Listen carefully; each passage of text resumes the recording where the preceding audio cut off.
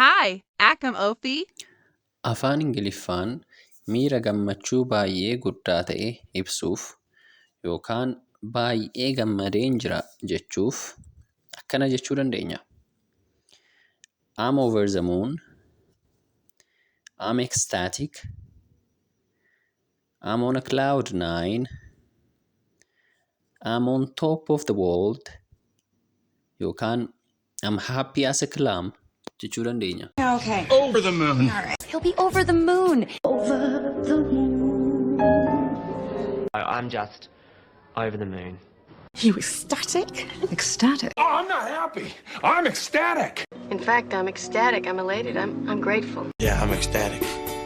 I was on cloud 9. Would you say you're on cloud 9? We're on cloud 9.